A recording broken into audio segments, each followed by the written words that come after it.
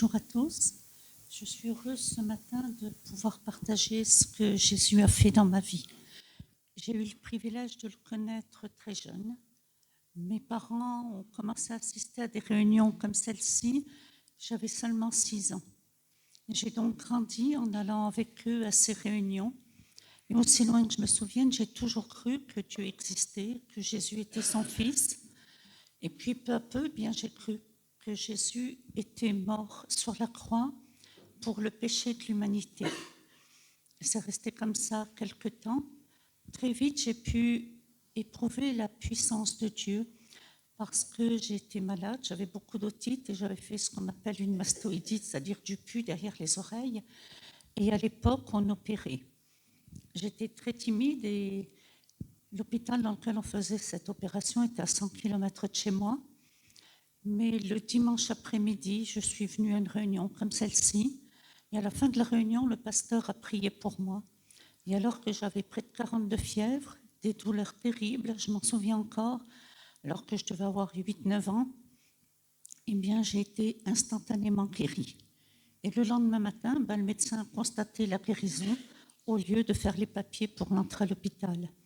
Et c'est quelque chose qui m'a marquée parce qu'à partir de ce moment-là, eh bien, je croyais que non seulement Jésus s'occupait de l'humanité, mais qu'il s'occupait aussi des enfants et qu'il écoutait leurs prières.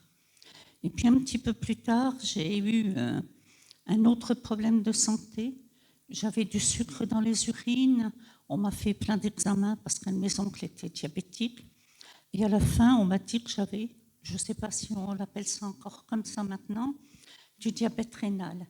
C'est-à-dire que le sucre que je consommais, je le perdais. Ça provoquait de la fatigue, c'est tout. Mais par contre, le médecin m'avait fait un certificat porté en permanence sur moi et il m'avait dit que ce serait comme ça jusqu'à ma mort, qu'il n'y avait pas de traitement, pas de régime, c'était comme ça. Et là encore, eh bien, j'ai placé ma confiance en Jésus. On a prié pour moi et ça n'a pas été instantané. Mais en l'espace de 3 à 4 mois, eh bien, ce diabète rénal avait disparu, il n'est jamais revenu. Et à ce moment-là, eh bien, je dirais qu'arrivé vers l'âge de 13 ans, eh bien, j'ai eu ces pensées que c'était vrai que Jésus était mort pour l'humanité, mais qu'il était mort pour moi personnellement. C'est un petit peu comme si je faisais partie de l'humanité, mais je n'avais jamais réalisé que c'était pour moi. Ça ne concernait pas que les autres, mais moi aussi, même si, comme souvent le dit, je n'avais pas tué, je n'avais pas volé, je n'avais rien fait de spécial, mais parce que j'étais humaine, j'étais pécheresse aux yeux de Dieu.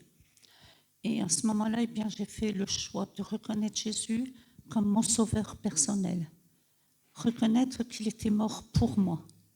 Et je lui ai demandé d'habiter en moi par son esprit et de conduire ma vie.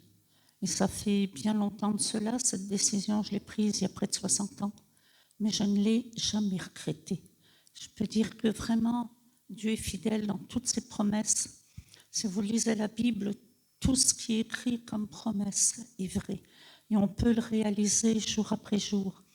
Depuis, comme tout le monde, j'ai passé par bien des difficultés. Parce que demander à Jésus d'habiter en nous par son esprit, ça ne veut pas dire qu'on aura une vie différente des autres. On passera par les mêmes difficultés.